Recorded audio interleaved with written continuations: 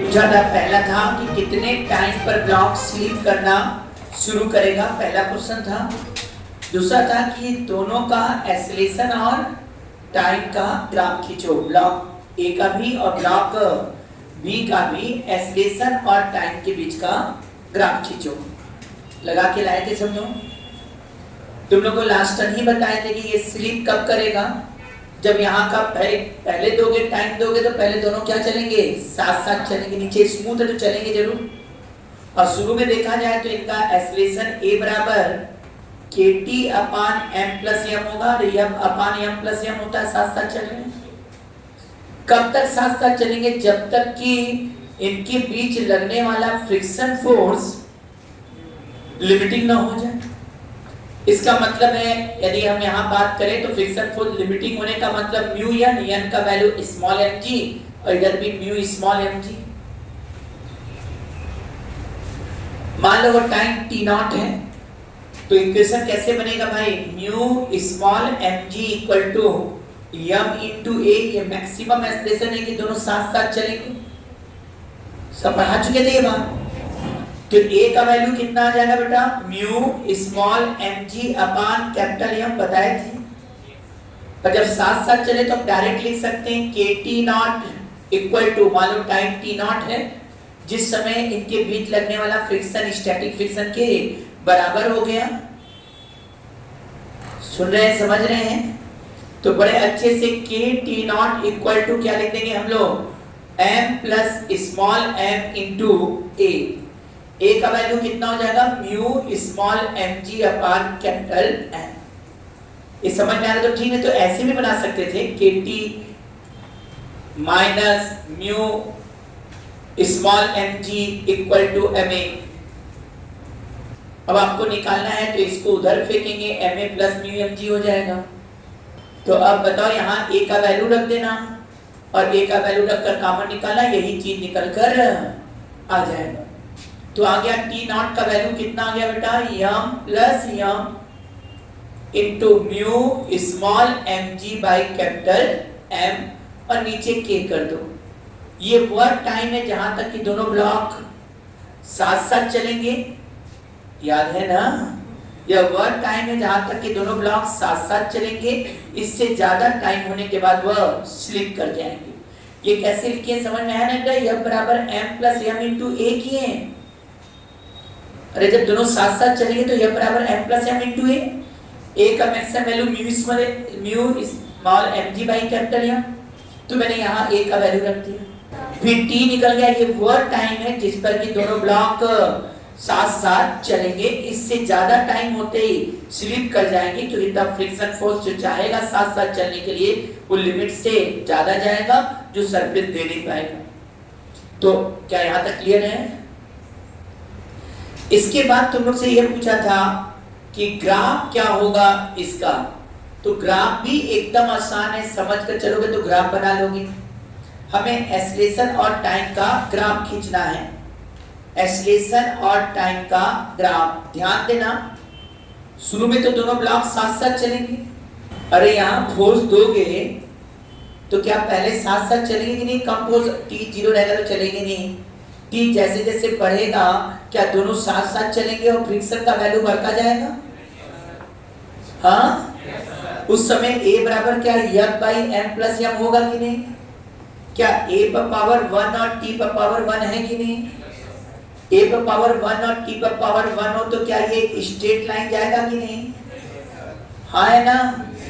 और इसके बाद क्या होने वाला है, जैसे ही t जो है t नॉट के बराबर चल गया, जो हम लोग निकाले हैं, जिस पर स्लिपिंग होगा, फ्रिक्शन स्टैटिक फ्रिक्शन के बराबर हो गया, तो उसी समय तुम कह सकते हो कि नीचे वाले का तो एक्सेलरेशन कांस्टेंट हो जाएगा, म्यू mg बराबर ma हो जाएगा। नीचे वाले का, b वाले का क्या एक्सेलरेशन फिक्स हो गया कि नहीं, mu mg by capital M। बोलो इससे ज्यादा तो हो नहीं सकता है, क्योंकि इस पर जो मैक्सिमम फ्रिक्शन फोर्स लग सकता है, जो फोर्स लगेगा वो म्यू mg होगा, उससे ज्यादा फोर्स इसको मिलेगा ही नहीं, उसका तो स्लिप कर जाएगा। म्यू s म्यू के बराबर है तो वही वैल्यू रह जाएगा। अलग होता तो कह देते थोड़ा सा एक्सेलरेशन कम हो जाएगा, क्योंकि म्यू के का वैल्यू तो कम हो जाएगा म्यू s के कंपेयर। बल्कि हम देख रहे थे एक जगह ये भी बोला था कि म्यू s और म्यू के अलग अलग दे दिया तो भाई जैसे ही स्लिप करेगा तो यहाँ म्यू के mg by m हो जाएगा। अब म्यू के mg by m होने का मतलब हो गया कि यह एक्सप्रेशन पहले से थोड़ा घट जाएगा फिर कांस्टेंट हो जाएगा। लेकिन इस केस में जब म्यू सेम है तो ये कांस्टेंट ऐसे ही बनेगा। ये किसका कहानी बता रहा है? बी वाले की कहानी बता रहा है। लेकिन ऊपर वाले का क्या है? ये बड़ा है, सबसे बड़ा है, स्लिप नहीं करके गिरेगा नहीं नीचे, तो कहेंगे kt minus mu small mg equal to MAA हो गया ए का आइसोलेशन। तो ए का आइसोलेशन क्या आ गया? k by small m minus mu g आ गया, kt बाई स्मॉल m। तो यहाँ भी a पर पावर 1 t पर पावर 1 तो स्ट्रेट लाइन है। लेकिन स्ट्रेट लाइन जहाँ पहले वाला जो स्ट्रेट लाइन था वो पासिंग थ्रू द ओरिजिन था, क्योंकि इसमें कोई इंटरसेप्ट नहीं था। यहाँ देखो इंटरसेप्ट नेगेटिव हो गया है, पहला बात। दूसरा बात एक और, ये slope k by small m है t का कोफिशिएंट, जबकि पहले slope k by m plus m था।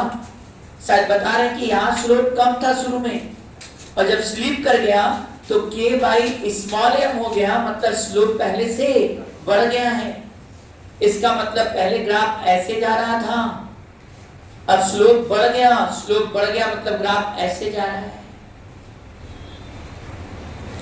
अब कहोगे ए का एक्सलेशन ये वाला हो गया, बी का एक्सलेशन ये वाला हो गया। और देखने पर समझ में आ रहा है कि इसका स्लोप ज्यादा हो गया, मतलब इसका इंटरसेप्ट भी देखो ना, पीछे बढ़ाओ तो नेगेटिव में जा रहा है। तो ग्राफ दोनों बन गया। पहले दोनों साथ साथ चले, ये स्ट्रेट लाइन से दिख रहा है। ये पूरा थ्योरी बता रहा है इस केस का। जब फोर्स बढ़ाते जाएंगे तो एक्सीलरेशन बढ़ता जाएगा, फ्रिक्शन फोर्स बढ़ता जाएगा, जब तक कि फ्रिक्शन लिमिटिंग तक नहीं पहुंचा।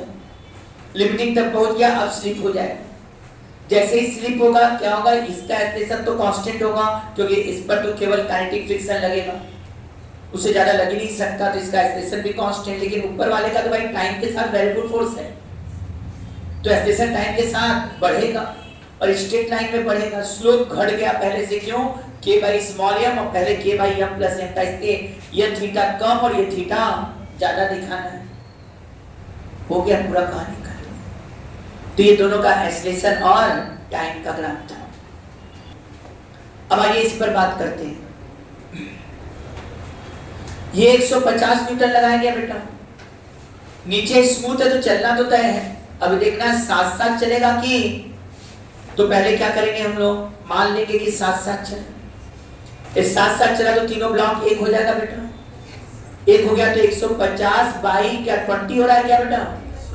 20 कर दिए, क्या ये a आएगा कि नहीं?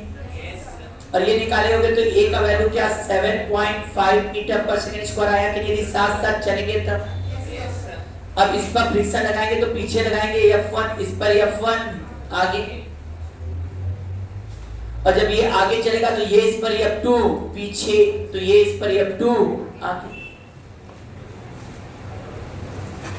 क्या वो समझ में आ रहा है? पहले तो ये देखेंगे यहाँ स्लिप तो नहीं हो रहा है, यहाँ स्लिप हो गया तो आगे का बात करने की जरूरत है ही नहीं।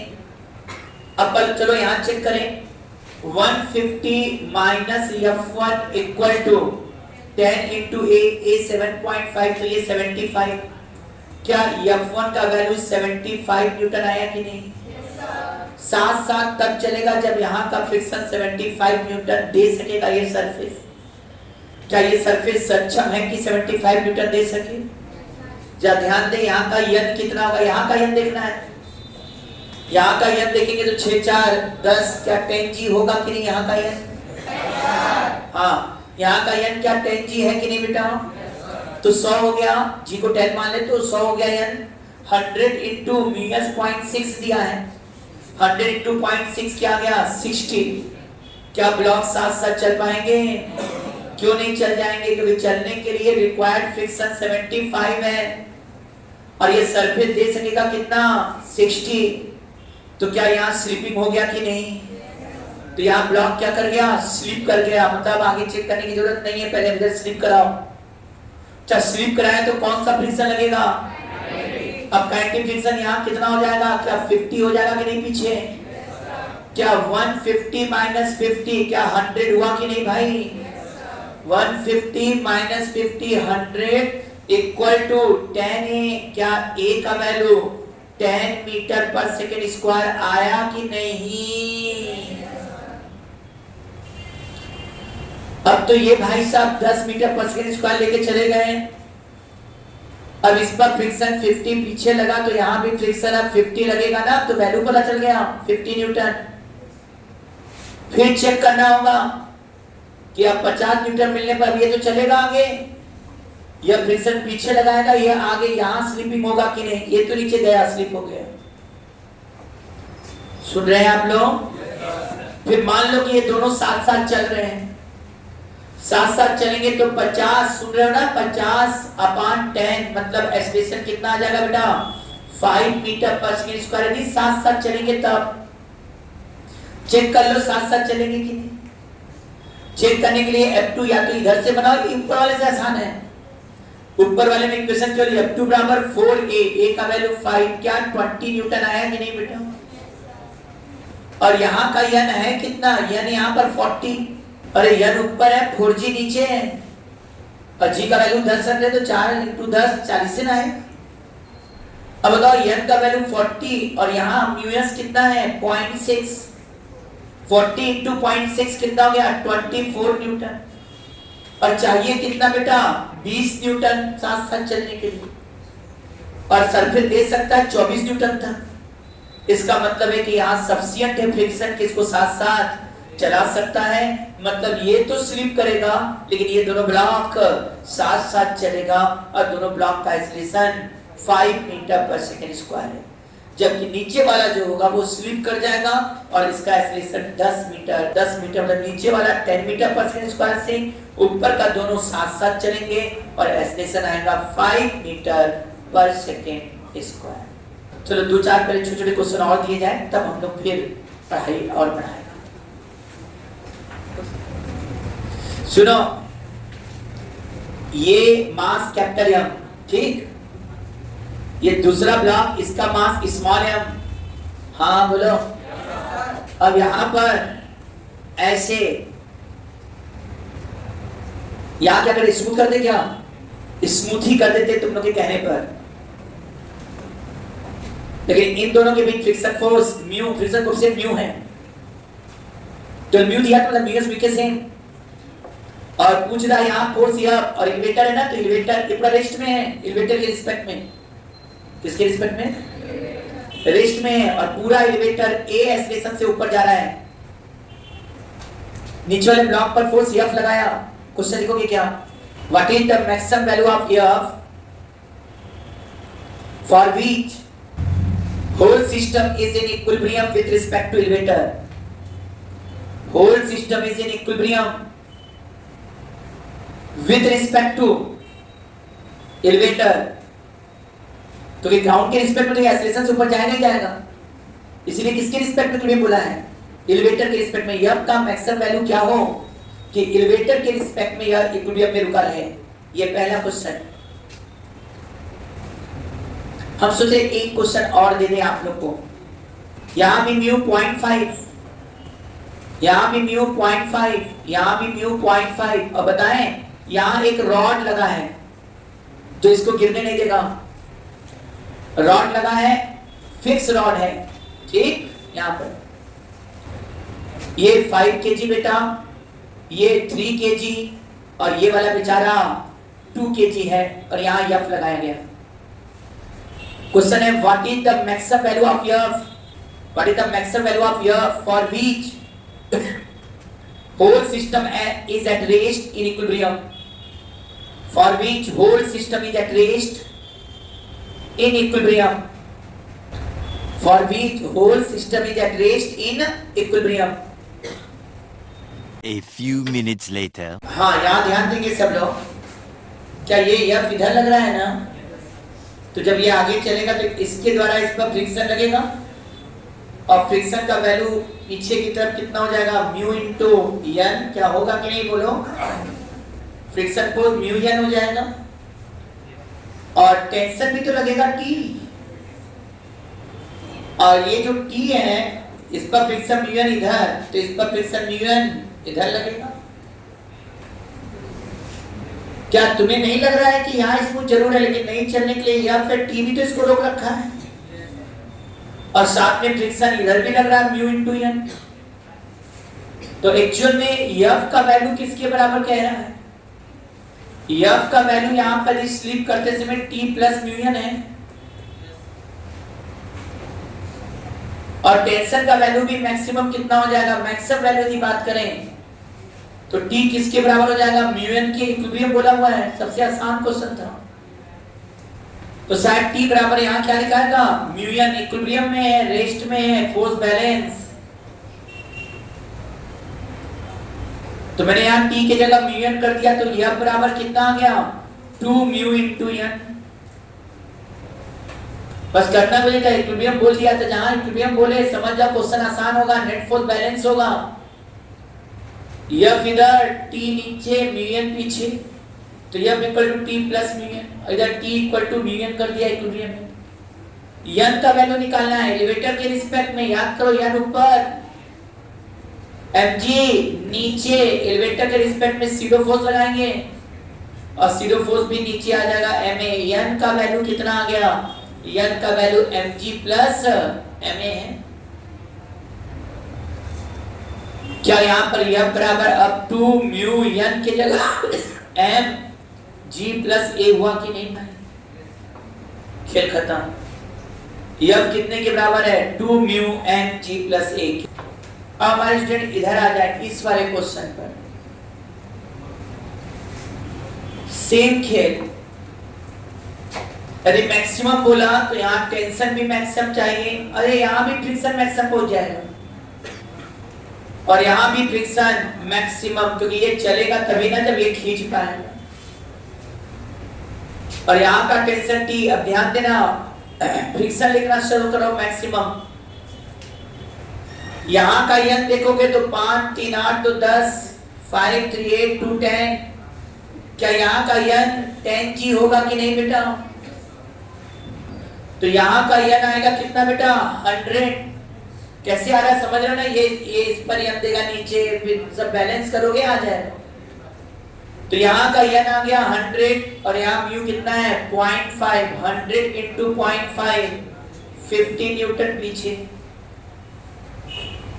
जबकि यहाँ का n निकालेंगे मैक्सिमम फ्रिक्शन के लिए तो 50 हो जाएगा, और 50 इंटू 0.5 हमको लगा 25 पीछे। अब इक्विलिब्रियम की बात किया तो F का जो मैक्सिमम वैल्यू है वो T प्लस 50 प्लस 25,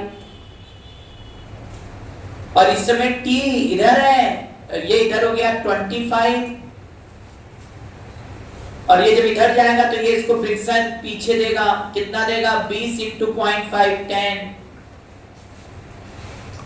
निसंदेह जब ये फ्रिक्शन पीछे देगा और इस पर फ्रिक्शन आगे मिलेगा, और ये चलना चाहेगा तो इसको कौन रोक देगा? रॉड रोक देगा, इसीलिए रॉड रखा है। रॉड ना रहता तो देखो सोने हो जाता, चलने लगता ऊपर वाला। ऊपर वाला इक्विलिब्रियम में रह ही नहीं सकता था, इसीलिए रॉड दिया इक्विलिब्रियम में है। कोई बुद्धि चल रहा है? अब बताओ T का वैल्यू कितना होगा? T आगे है, ये कितना हो गया? 25 और ये 10, तो T इक्वल टू 25 प्लस 10 मतलब 35। क्या यहाँ 35 लिखेंगे? प्लस 75। अब बताइए ये क्या 110 न्यूटन आया क्या भाई? मैक्सिमम कितना फोर्स देना पड़ेगा? 110 न्यूटन, 110 न्यूटन देना पड़ेगा मैक्सिमम फोर्स। चलिए नेक्स्ट क्वेश्चन। ये प्लैंक है बेटा, इसका मास तुम लोग कह रहे हो तो 6 kg दे देते हैं, नीचे का सरफेस स्मूथ ही देते हैं, और ऊपर एक ब्लॉक है, और इस ब्लॉक का मास 4 kg, ठीक, और इसको वेलोसिटी दे दी है 20 मीटर पर सेकेंड, जबकि इनके बीच का म्यू यस है 0.6 और म्यू के 0.5 है। लिखोगे क्या क्वेश्चन? लिखेगा block A has sufficient length so that block B does not fall down. समझ रहे हो? block A has sufficient length so that block B does not fall down. करा ये लेंथ सफिशिएंट है कि B इस पर से गिरे ना. First question, after what time both block move together. After what time both block move together. First question. Second question, what is the velocity of both block when they move together? Third, find the minimum length of lower block A. क्यों minimum length? ताकि B उस पर से गिर न सके. ऊपरी लिखवा दिए हैं कि लेंथ सफिशिएंट है कि B नहीं गिर सकता है, तो बताना है कि B न गिरने के लिए नीचे वाले ब्लॉक का मिनिमम लेंथ क्या होना चाहिए. क्या ये फर्स्ट क्वेश्चन हो गया? एक और दे क्या? हाँ बेटा, एक और लीजिए. ये ट्रक है, और ट्रक एक्सीलरेशन A से चल रहा है. यहां पर एक ब्लॉक रखा गया है 2 kg का. सरफेस और इसके बीच म्यूएस है 0.6 और म्यूके है 0.5 और यहां से यहां तक का लेंथ है 2 मीटर.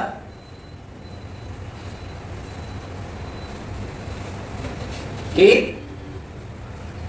पहला क्वेश्चन इसमें, यदि एक्सीलरेशन 4 मीटर पर सेकेंड स्क्वायर है तो ब्लॉक ए पर फ्रिक्शन फोर्स निकालना है. एक्सीलरेशन 4 मीटर पर सेकेंड स्क्वायर है तो ब्लॉक ए पर फ्रिक्शन फोर्स निकालना है. ब्लॉक ए का एक्सीलरेशन बताना है. ब्लॉक ए का एक्सीलरेशन क्या होगा? Third, after what time block fall down from the truck. After what time block fall down from the truck. यह कब? जब एक्सीलरेशन 4 मीटर पर सेकंड स्क्वायर है. दूसरा क्वेश्चन, एक्सीलरेशन 8 मीटर पर सेकंड स्क्वायर है तो ब्लॉक ए पर फ्रिक्शन फोर्स, ब्लॉक ए का एक्सीलरेशन, टाइम जब ब्लॉक सरफेस से ट्रक से गिरेगा. Find the time eight which block fall down from truck. Assuming truck start from rest. Assuming truck start from rest. Question है, truck का acceleration 4 metre पर second square है, तब friction बताना है, इस पर एक्सीलरेशन बताना है और कितने समय पर गिर जाएगा. और जब 8 मीटर पर सेकंड स्क्वायर है तो फ्रिक्शन क्या होगा, एक्सीलरेशन क्या होगा ब्लॉक का, और कितने समय के बाद गिर जाएगा.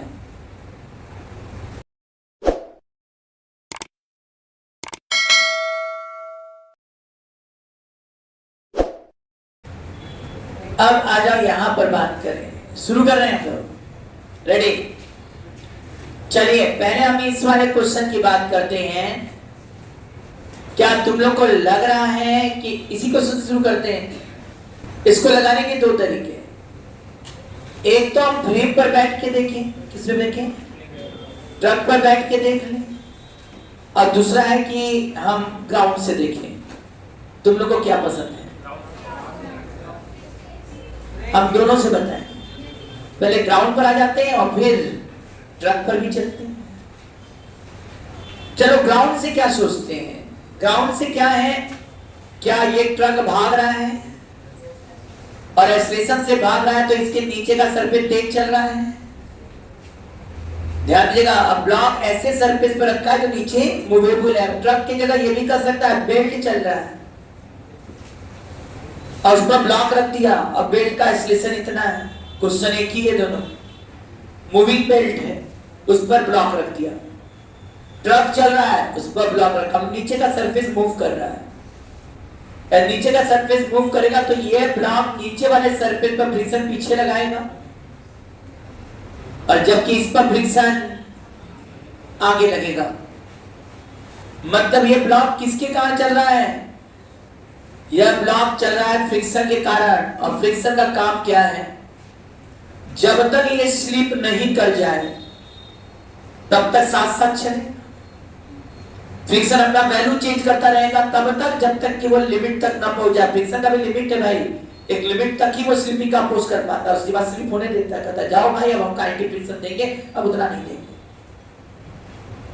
तो जब तक लिमिट के अंदर है तब तक वो फ्रिक्शन वेरिएबल है और वो वैल्यू चेंज करता रहता है कि जो इंटरलॉकिंग है साथ ले जाना है। अब तुम बताओ इस f का वैल्यू स्मॉल f बराबर ma होता है, तुम a बढ़ाते जाते हो f का वैल्यू बढ़ता जाता है। ये किस स्टेशन से पहले क्वेश्चन में चल रहा है 4 मीटर पर सेकेंड स्क्वायर से, मतलब यदि साथ साथ चल रहा होगा तो इस ब्लॉक का स्टेशन 4 होगा। देखो क्या साथ साथ चल पाएगा कि नहीं, चेक कर लें, क्योंकि फ्रिक्शन फोर्स जब नीचे वाला चल रहा है तो इसका चलना तो तय हो गया। f इसको m इंटू a दे रहा है, m का वैल्यू 2 है और साथ साथ चलेगा, जो स्टेशन इसका वही स्टेशन इसका रख रहे हैं, तो फ्रिक्शन कितना चाहिए 8 न्यूटन। क्या ये सरफेस 8 न्यूटन का फ्रिक्शन दे पाएगा कि नहीं दे पाएगा? n हो गया 20 2.6 12 न्यूटन तक दे सकता है। और चाहिए कितना साथ साथ चलने के लिए 8। मान लिया कि 4 से ये चल रहा है तो फ्रिक्शन इसको भी 4 से चला रहा है। क्यों भाई, समझ में आया? और इसको 4 से चलाएगा तो क्या होगा, इस पर फ्रिक्शन पीछे से फ्रिक्शन आगे, शायद ये फ्रिक्शन फोर्स के कारण ही स्लिप नहीं कर रहा, साथ साथ चलने का प्रयास कर रहा है। तो मान लिया साथ साथ चल रहा है तो इसका भी स्टेशन 4 हो जाएगा, और 4 हो गया तो रिक्वायर्ड फ्रिक्शन 8 न्यूटन चाहिए भाई साथ साथ चलने के लिए। और यहाँ का limiting μs into n, μs 0.6 है और n 20 है, लिमिटिंग फ्रिक्शन 20 न्यूटन है, अरे 12 न्यूटन है, जो आया वही लिखना। और चाहिए कितना 8 न्यूटन। क्या स्लिपिंग होगा यहाँ? स्लिपिंग नहीं, दोनों ब्लॉक क्या चले, अरे ब्लॉक क्या होगा साथ साथ चलेगा, और ब्लॉक का एक्सीलरेशन ग्राउंड के रिस्पेक्ट में 4 मीटर पर सेकेंड स्क्वायर है। कितना एक्सीलरेशन है 4 मीटर पर सेकेंड स्क्वायर है। जब ये साथ साथ चल रहा है तो क्या ये गिर पाएगा क्या इसमें से? तो पहला आंसर तो आया, एक्सीलरेशन कितना रहेगा ब्लॉक का 4 मीटर रहेगा, फ्रिक्शन फोर्स कितना रहेगा 8 न्यूटन, और ये टाइम का आंसर ये कभी नहीं गिरेगा। लेकिन यदि एक्सीलरेशन 8 हो गया, अब एक्सीलरेशन 8 कह रहा है दूसरे क्वेश्चन में, अब दूसरे क्वेश्चन पर ध्यान दीजिए।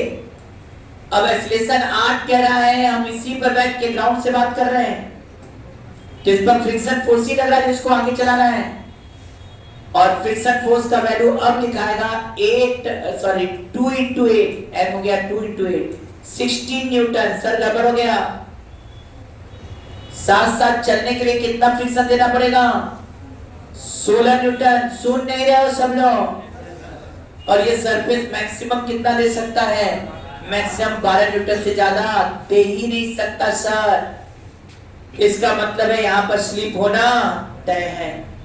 स्लिप होगा तो कितना फ्रिक्शन लगेगा, काइनेटिक फ्रिक्शन, और काइनेटिक फ्रिक्शन होगा कितना, काइनेटिक फ्रिक्शन होगा म्यू के mg, मतलब 0.5 इंटू, सुन रहे हो क्या हो जाएगा 0.5 इंटू 20, क्या 0.5 इंटू 20 10 हो गया कि नहीं भाई? 0.5 इंटू 20 10, मतलब फ्रिक्शन फोर्स कितना मिलेगा मैक्सिमम इसको 10 न्यूटन। किधर की तरफ, आगे की तरफ, तो 10 इक्वल टू कितना हो जाएगा भाई 10 इक्वल टू 2a, a का वैल्यू 5 मीटर पर सेकेंड स्क्वायर। किसको एक्सीलरेशन मिला, इसको, और नीचे वाले का एक्सीलरेशन कितना बोल रहा है 8 मीटर पर सेकेंड स्क्वायर। क्या नीचे वाला सरफेस तेज चल रहा है 8 से, और ऊपर वाला सरफेस अब स्लिप कर गया, लेकिन कितने से चल रहा है 5 मीटर पर सेकेंड स्क्वायर का एक्सीलरेशन है, और इस समय फ्रिक्शन फोर्स जो लगेगा वो कितना है 10 न्यूटन ही है, और एक्सीलरेशन 5 मीटर पर सेकेंड स्क्वायर है। हाँ, अब ये कितने समय में गिर जाएगा, तो ये 2 मीटर जो है वो सेपरेशन है, क्योंकि दोनों चल रहे हैं। तो ये देखना पड़ेगा कितने एक्सीलरेशन से यह ब्लॉक पीछे जा रहा है। क्यों पीछे जाएगा, क्योंकि नीचे वाले का एक्सीलरेशन ज्यादा है और इसका कम। याद है ना किसमें से किसको घटाते हैं, एक ट्रक पर बैठे हैं, क्योंकि ये जो 2 मीटर कौन बोलेगा, ट्रक वाला बोलेगा कि 2 मीटर चल के गिर जाएगा। ये ब्लॉक का डिस्प्लेसमेंट किसके रिस्पेक्ट में 2 मीटर है, ट्रक पर बैठा आदमी कहेगा 2 मीटर चलेगा, तो हमें एक्सीलरेशन किसके रिस्पेक्ट में निकालना पड़ेगा, ट्रक के रिस्पेक्ट में। ब्लॉक का एक्सीलरेशन ट्रक के रिस्पेक्ट में निकालने के लिए ब्लॉक के एक्सीलरेशन 5 में से ट्रक का एक्सेलरेशन 8 घटाना पड़ेगा और ये आएगा -3 मीटर पर सेकेंड स्क्वायर, जो बता रहा है कि जो ब्लॉक का एक्सेलरेशन आगे नहीं ट्रक के रिस्पेक्ट में पीछे होगा, क्योंकि ट्रक आगे भाग रहा थे और ये धीमा चल रहा है। तो सही बात है, ट्रक इसके एक्सेलरेशन में से ट्रक का एक्सेलरेशन घटाएंगे, डायरेक्शन सेम ही तो सीधे घट जाएगा। तो ये आएगा -3, मतलब ट्रक के रिस्पेक्ट में यह 3 मीटर पर सेकेंड स्क्वायर से पीछे जा रहा है। और बोला whole system start from rest, तो यू तो जीरो ही हो गया दोनों का, तो रिलेटिव वेलोसिटी भी जीरो। तो सेपरेशन कितना हो गया 2 = half a relative 3 × t square, तो t स्क्वायर = 4/3, t = 2/√3 सेकेंड। पूरी तरह से हम लोग हर बात किसके रिस्पेक्ट में किए हैं, ग्राउंड से बैठ के किए। अब यही क्वेश्चन ट्रक के ग्राउंड के रिस्पेक्ट में आया कि नहीं है पूरा? अब यही क्वेश्चन हम लोग करने जा रहे हैं ट्रक के रिस्पेक्ट में। तो हो सकता है कुछ चीज ट्रक के रिस्पेक्ट में जल्दी हो, कुछ चीज ग्राउंड के रिस्पेक्ट में। ट्रक के रिस्पेक्ट में बैठ गए, आप कहां बैठ गए, ट्रक पर बैठ गए।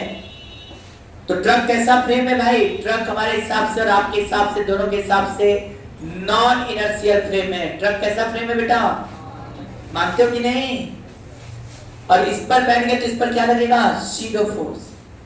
पहले वाले क्वेश्चन में कितना था फोर्स, क्या पहले वाले क्वेश्चन में 2 × 4 मीटर पर सेकंड चल रहा था, क्या ये 8 न्यूटन लगेगा कि नहीं? ट्रक पर बैठे 8 न्यूटन इधर चाहिए, और यहां देखना होगा कि नॉर्मल कांटेक्ट फोर्स कितना है 20, लिमिटिंग वैल्यू कितना है 12 न्यूटन, और ये दे रहा है 8 न्यूटन। स्लिप नहीं होगा तो फ्रिक्शन फोर्स कितने तक बैलेंस करेगा, 12 तक, तो यहाँ स्लिप नहीं होगा। मतलब ट्रक के रिस्पेक्ट में एक्सेलरेशन जीरो है। किसके रिस्पेक्ट में एक्सेलरेशन जीरो है, ग्राउंड के रिस्पेक्ट में नहीं।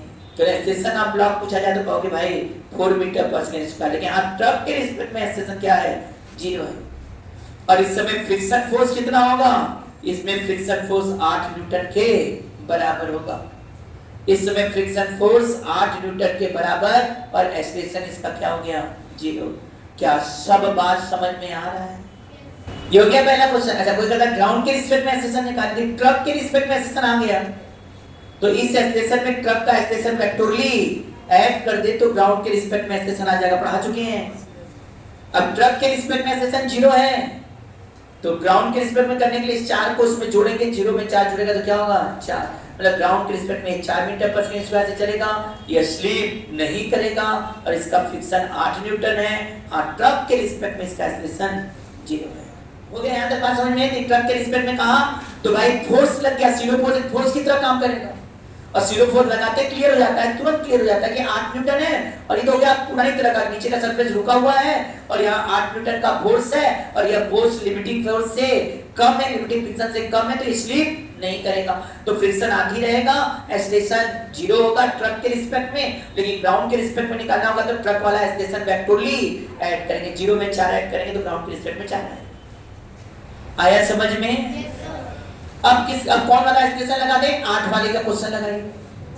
जब 8 मीटर पर सेकंड स्क्वायर हो जाएगा बेटा, कौन सा एक्सेलरेशन बेटा, 8 मीटर पर सेकंड स्क्वायर का एक्सेलरेशन दे दिया जाए तो बताओ अब जीरो फोर्स कितना होगा? जीरो फोर्स हो जाएगा 16। कैसे? 2 × 8 कर देंगे, पहले 4 था अब 8 कर दिया। पहला वाला क्वेश्चन, दूसरा वाला 16। सर यहाँ का लिमिटिंग फ्रिक्शन कितना है 12, इसका स्लिप करेगा, स्लिप कर गया तो कौन सा फ्रिक्शन लगेगा, काइनेटिक। काइनेटिक कितना फ्रिक्शन हो गया बेटा, 2 × 20 × 0.5 मतलब 10। क्या इधर 16 है, इधर कितना है 10 है, तो नेट कितना हो गया 6 = 2a हो गया है। क्या a का वैल्यू 3 मीटर पर सेकंड स्क्वायर हुआ कि नहीं भाई? एक्सेलरेशन कितना आ गया 3 मीटर पर सेकंड स्क्वायर, किधर की तरफ 3 मीटर पर सेकंड स्क्वायर, इधर की तरफ। किसके रिस्पेक्ट में, ट्रक के रिस्पेक्ट, अपने आप 3 आ गया देखो ना। अच्छा, ग्राउंड के रिस्पेक्ट में बोलना हो तो क्या करना पड़ेगा, इस 3 में ये 8 वेक्टोरली ऐड कर देना। कौन ऐड कर देना होगा बेटा, 3 में 8 ऐड कर दो, अब 3 इधर 8 इधर, तो नेट कितना आएगा 5 किधर की तरफ इधर। और वैसे भी जब ग्राउंड के रिस्पेक्ट बोले ना, तो ग्राउंड के रिस्पेक्ट का फोर्स सोचो, और स्लिप कर गया तो ग्राउंड के रिस्पेक्ट का फोर्स क्या होता है, म्यू के mg। अब म्यू के mg इक्वल टू ma करो तो यम कट जाएगा, एक्सेलेरेशन कितना आ जाएगा म्यू के g। समझ रहे हो कि नहीं यार? तो एक बात समझ में आ रहा है कि सर ट्रक के रिस्पेक्ट में ये 3 से पीछे जा रहा है, और ग्राउंड के रिस्पेक्ट में ये 5 से आगे जा रहा है, क्योंकि 3 से पीछे जा रहा है और पूरा ट्रक 8 से आगे जा रहा है। वेक्टोरली जोड़ेंगे 8 इधर 3 इधर, तो 8 - 3 कितना आएगा 5 से आगे जाएगा ग्राउंड के रिस्पेक्ट, और ट्रक के रिस्पेक्ट में 3 से पीछे। तो कितने समय में गिर जाएगा, क्योंकि ये डिस्प्लेसमेंट किसके रिस्पेक्ट में, ट्रक के रिस्पेक्ट में, तो एक्सेलरेशन भी किसके रिस्पेक्ट में चाहिए, ट्रक के। अब ध्यान देना, जहां ये पूछे कितने समय के बाद गिरेगा, तब तो जीरो फोर्स लगा के आसान है, क्योंकि मैं ट्रक के रिस्पेक्ट में एक्सेलरेशन आ जाएगा और डिस्प्लेसमेंट भी ट्रक के रिस्पेक्ट में, टाइम निकालना,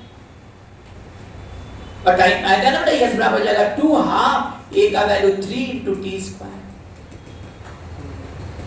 अब थोड़ा सा हम इसमें कुछ रटवाना चाहते हैं, और उसको रटवा के तब खत्म करें। ऐसे क्वेश्चन में जब ट्रक ए एक्सेलरेशन से चल रहा हो, कब स्लिप करेगा कब नहीं स्लिप करेगा, इसका कंसेप्ट तुम्हें पता है कि इस पर फ्रिक्शन फोर्स पीछे लगेगा, तो इस पर फ्रिक्शन फोर्स आगे लगेगा, हाँ है ना?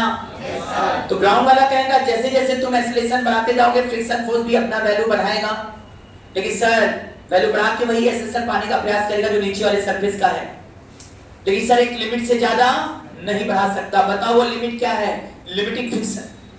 तो इस पर मैक्सिमम जो फ्रिक्शन लग सकता है म्यूएस mg लग सकता है कि नहीं बेटा, म्यूएस mg।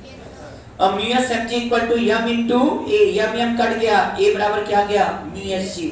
शायद बताना चाह रहे जब तक नीचे वाले का एक्सप्रेशन म्यूएस g से कम है तब तक ये ब्लॉक स्लिप नहीं करेगा, और ये साथ साथ चलेगा, और तब तक friction force m into a होगा। फ्रिक्शन फोर्स जीरो फोर्स के बराबर या m के बराबर, क्योंकि जो एक्सेलरेशन नीचे का वही एक्सेलरेशन ग्राउंड से, ऐसे बोलेंगे जो एक्सेलरेशन नीचे का वही एक्सेलरेशन इसको मिल जाएगा साथ साथ चलने में, तो यह ma के बराबर। और ट्रक के रिस्पेक्ट बोलेंगे जीरो फोर्स ma पीछे लग गया, यह ma के बराबर हो जाएगा, क्योंकि स्लिप नहीं कर रहा है, मतलब उसके रिस्पेक्ट में रुका है। तनी काका बोले समझ में आ रहा है यही बात? तो दोनों के रिस्पेक्ट में डिस्कशन समझ में आ रहा है, ट्रक के रिस्पेक्ट में भी, और ये भाषा समझ में आ रहा है कि लैंग्वेज क्लियर है कि नहीं, सब क्यों कर रहे हैं, बस ठीक है। अब एक्सेलरेशन म्यूएस g से ज्यादा हो जाएगा, तो ये सरफेस को प्रोवाइड नहीं कर पाएगा उतना फ्रिक्शन साथ साथ चलने के लिए, तो यहाँ क्या हो जाएगा स्लिपिंग। और स्लिपिंग हो गया तो कौन सा फ्रिक्शन काम करेगा बेटा, काइनेटिक। तो इसमें हम कहेंगे एक्सेलरेशन जब a greater than mu s g हो गया, तो ग्राउंड के रिस्पेक्ट में तो फोर्स इस पर फ्रिक्शन लगेगा, और उस समय काइनेटिक फ्रिक्शन लगेगा, म्यू के mg इक्वल टू ma करेंगे, और a का वैल्यू इस समय म्यू के g हो जाएगा। स्लिप करने के बाद ब्लॉक का acceleration with respect to ground क्या हो जाएगा म्यू के g। और जब तक स्लिप नहीं करेगा, कब तक नहीं करेगा स्लिप सर, कब तक साथ साथ चलेगा, जब तक इसका एक्सेलरेशन म्यू एस जी से कम है। तो क्वेश्चन देखते ही क्लियर। अब एक्सेलरेशन देखो म्यू एस जी से कम है तो ब्लॉक स्लिप नहीं करेगा, और जैसे ही एक्सेलरेशन म्यू एस जी से ज्यादा, ब्लॉक स्लिप कर गया। सर ब्लॉक स्लिप कर गया तो ग्राउंड के रिस्पेक्ट में इसका एक्सेलरेशन क्या होगा, ग्राउंड के रिस्पेक्ट में इसका एक्सेलरेशन म्यू के जी हो जाएगा, क्योंकि फ्रिक्शन फोर्स लग रहा है इस पर, और स्लिप कर गया तो काइनेटिक लगेगा, mu k m g equal to ma करोगे, एम एम कटेगा, म्यू के जी लगेगा। हाँ रिलेटिव पूछेगा तब सीडो फोर्स लगा देगा, और ma लगाकर उसको कंसेप्ट क्लियर कर सकते हो। आया कि नहीं भाई? हाँ अब ये क्वेश्चन लग जाएंगे इस वैरायटी के क्वेश्चन। अब आइए इस वैरायटी पर काम किया जाए। एक में इतना समय लग गया, क्वेश्चन लगाने में थोड़ी लगा, क्वेश्चन तो लग गया, क्वेश्चन के पीछे छिपा हुआ कंसेप्ट और इसको आगे आने वाले क्वेश्चनों में अप्लाई करना है। अच्छा कभी ये भी पूछ देता है जब गिरेगा तो ग्राउंड के रिस्पेक्ट में डिस्प्लेसमेंट क्या है, तो ये 2 मीटर तो ट्रक के रिस्पेक्ट में, लेकिन ग्राउंड के रिस्पेक्ट में पीछे थोड़ी गया, ये भी आगे गया। तो भाई जब टाइम निकाल लोगे कितने टाइम में गिरा, तो आप ग्राउंड के रिस्पेक्ट में डिस्प्लेसमेंट चाहिए, तो ग्राउंड के रिस्पेक्ट में वेलोसिटी जीरो ही कर रहा है, आपको ग्राउंड के रिस्पेक्ट में एक्सेलरेशन ले लो, और यस बराबर हाफ एटी स्क्वायर, ग्राउंड के रिस्पेक्ट में आगे गिरा है और ट्रक के रिस्पेक्ट में ये पीछे गिरा है। अरे कुछ समझ में आता है कि नहीं सब बात? अच्छा, इधर ट्रॉली पर कोई सामान रखा है तुम्हारा और ट्रॉली वाला लेके भाग रहा है, तो जरूर ट्रॉली वाला कहेगा कि सामान पीछे गिर गया, लेकिन जहां से सामान चला है वो क्या कहेगा? पीछे गिर गया क्या? उसके जाके पीछे, यहां से जा रहे हो दुर्गाकुंड की तरफ, तो क्या खुजवा में जाके गिरेगा सामान? दुर्गाकुंड की तरफ गिरा होगा ना रास्ते पर, तो गिरा तो आगे की तरफ। हाँ, वो अलग है कि ट्रॉली वाला पहुंच गया, कहां पहुंच गया? लंका पहुंच गया, तो उसके रिस्पेक्ट में वो सामान कहां रह गया? पीछे रह गया। ये आ रहा है कि नहीं समझ में? तो ट्रॉली वाले के रिस्पेक्ट में पीछे है, लेकिन ग्राउंड के रिस्पेक्ट में सामान आगे ही गिर रहा है। पता नहीं समझ रहे हो कि नहीं सब थ्योरी? ये चल रहा है बुद्धि की नहीं? आ जाओ, जब ये पढ़े कि नहीं सब लोग? लगा कि नहीं? आवाज नहीं है। अब बताओ, इसको तुम लोगों ने सोचा था क्वेश्चन कैसे करेंगे?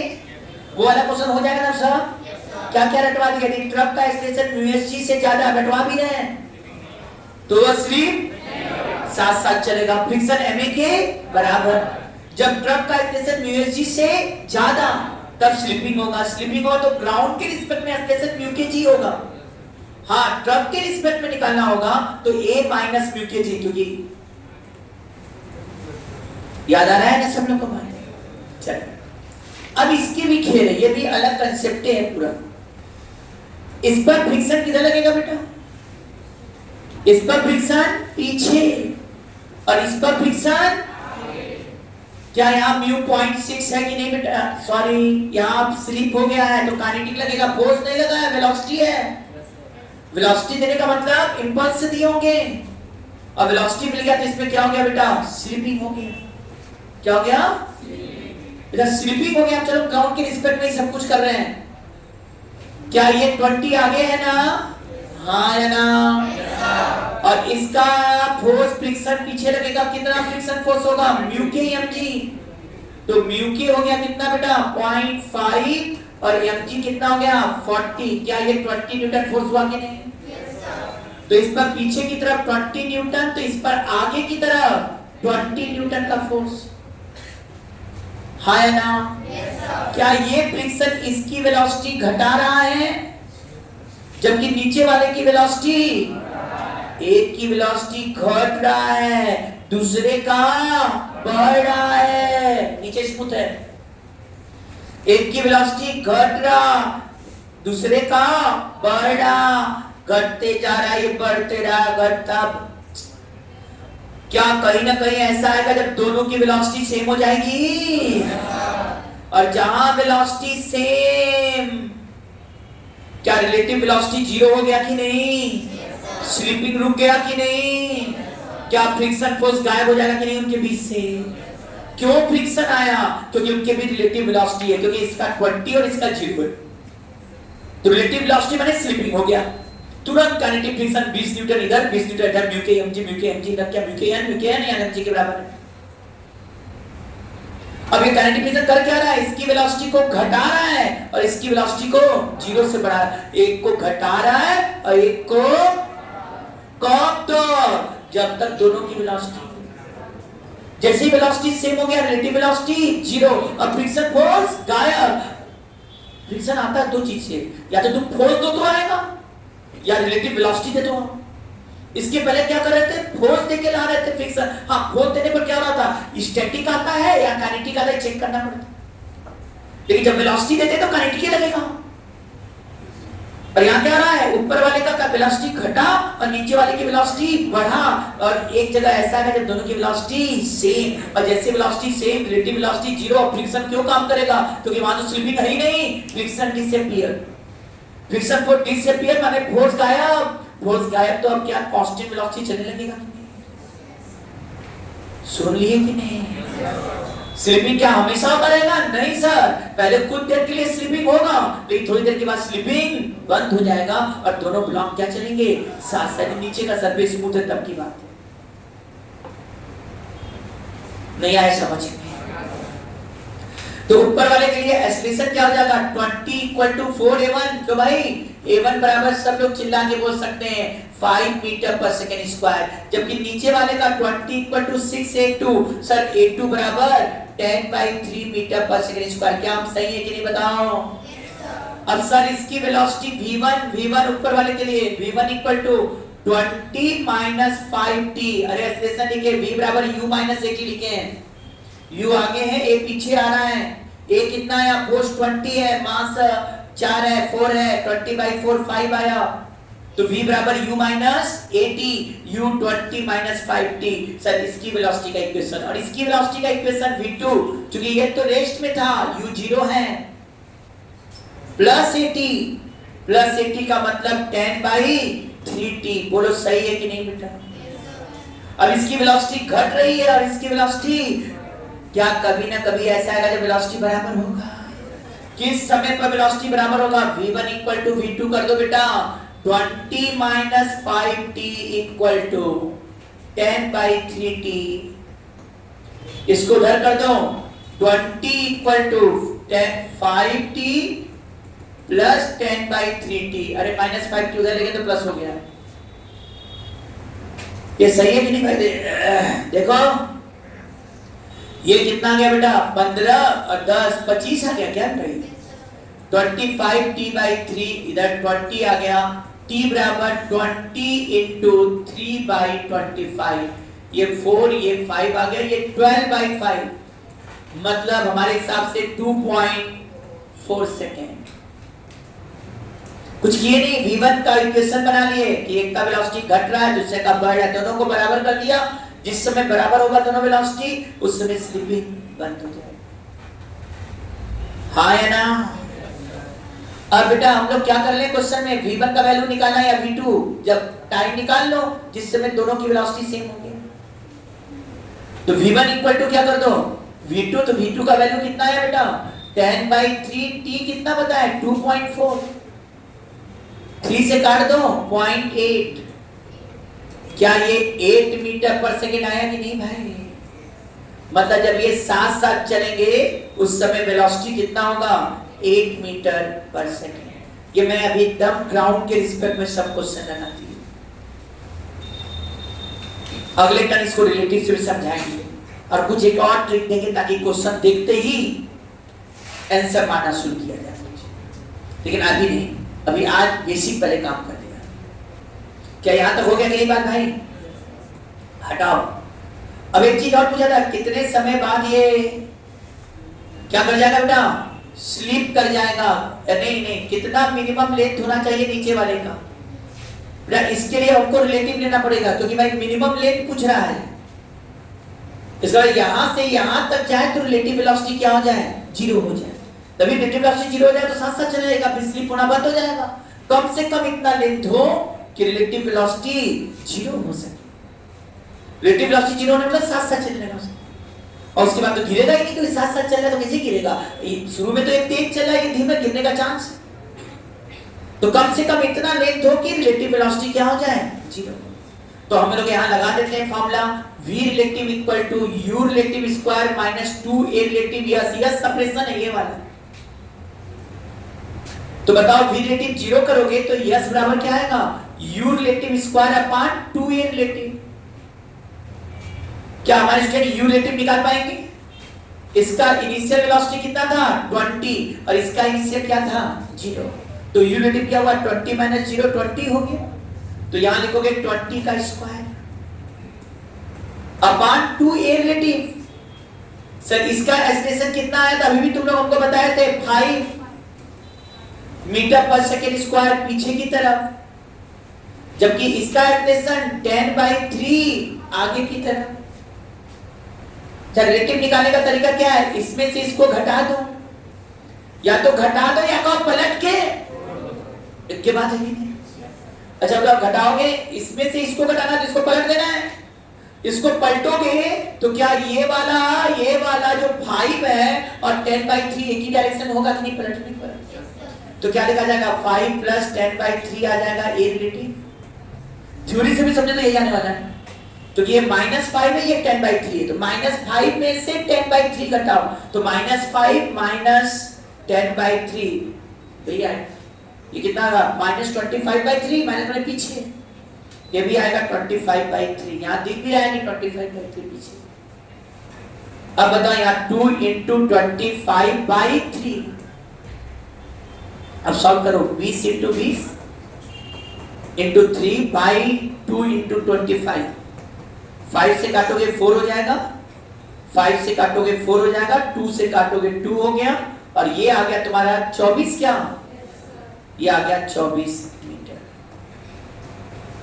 कम से कम नीचे वाले का लेंथ 24 मीटर हो तो ब्लॉक गिरेगा